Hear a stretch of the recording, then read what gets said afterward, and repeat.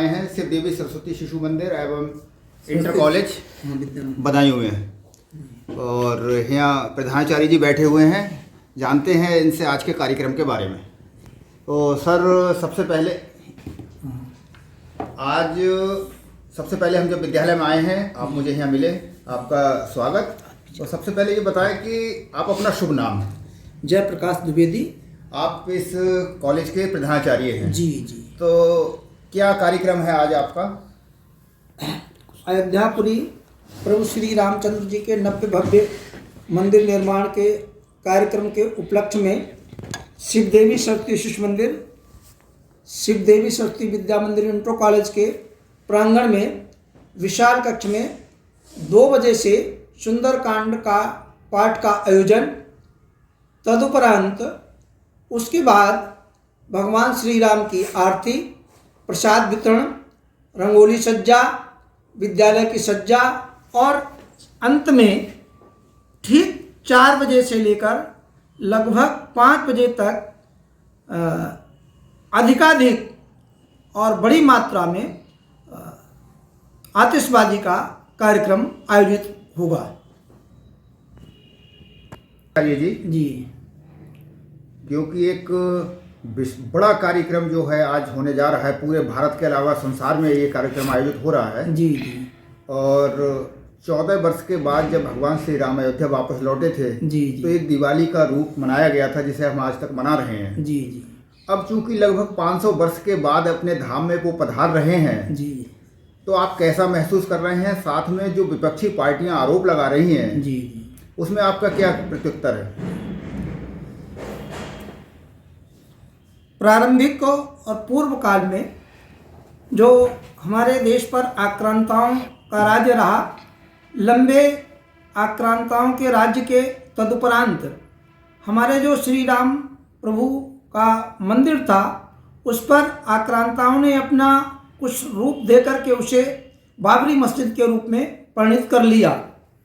लंबे संघर्ष निरंतर चलते रहे और उन संघर्षों के बाद जब कांग्रेस सरकार के कालखंड में सर्वप्रथम पहले राम ज्योति यात्रा और बहुत सारे ऐसे कार्यक्रम, शिला पूजन के बाद फिर 1990 में भगवान श्री राम का जो मंदिर था, उस पर जो गुंबद बना था उसे ढहाया गया।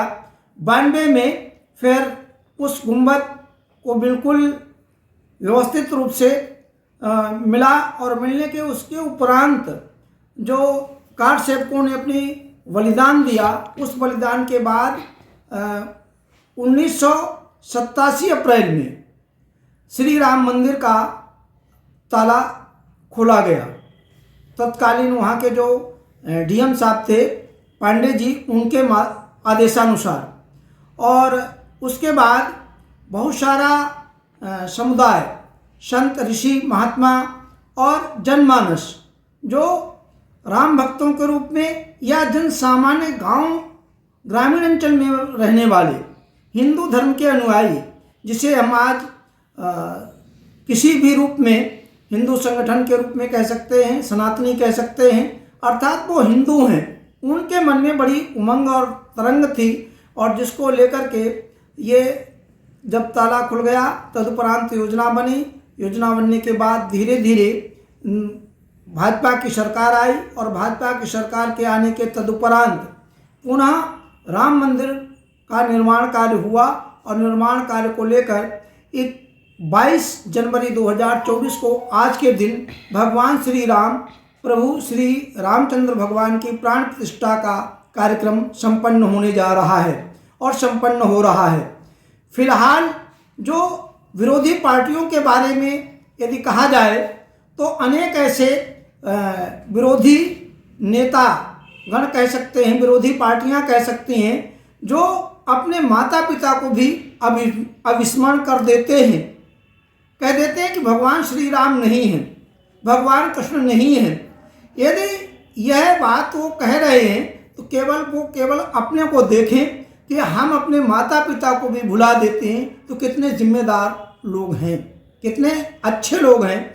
केवल वोट की राजनीति करके देश को कहीं ना कहीं गर्त में ले जाने का कार्य करते हैं और हिंदू धर्म को जो संगठन हो रहा है उसमें व्यवधान डालने का काम कर रहे हैं। लेकिन प्रभु श्री राम की जो इच्छा है उसे कोई रोक नहीं सकता है और वो निरंतर ये सनातन हिंदू धर्म अनादिकाल से और आगे समय में भी रहने वाला है और उसका परिणाम आज हम सभी के मध्य दिखाई दे रहा है। संपूर्ण विश्व इस कार्यक्रम को बड़े उत्साह और उमंग के साथ मना रहा है।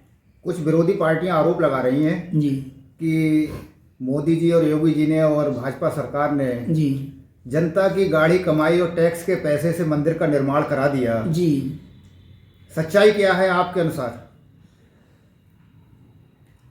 सन 1978 और 84 के मध्य पेट्रो डॉलर और तमाम प्रकार की ऐसी योजनाएं आई थी। उसके अनुरूप विश्व हिंदू परिषद ने एक एक रुपया करके जो चंदा लिया था, मुझे खूब याद है, मैंने सन 80 से 84 तक काम किया निरंतर उस योजना में। और वो एक एक रुपया जो हर घर से हर परिवार से गया है, शिला पूजन में गया है, राम ज्योति रथ यात्रा में गया है, वो धन संचय था। उस धन को श्रद्धा थी, हिंदुओं की जो श्रद्धा थी उस धन को लगाया गया। ये देश का पैसा नहीं है, ये प्रत्येक हिंदू भाई की श्रद्धा का व्यय किया गया है। ये धन कहीं गलत रूप में नहीं व्यय हुआ है। अभी तक जो राजनेता अपने क्षेत्रों में, अपने जिलों में तमाम प्रकार का पैसे का दुरुपयोग करते थे, खजाने का दुरुपयोग करते थे, वही लोग आज भाजपा पर और विश्व हिंदू परिषद पर और हमारे जो मूल संगठन है उस पर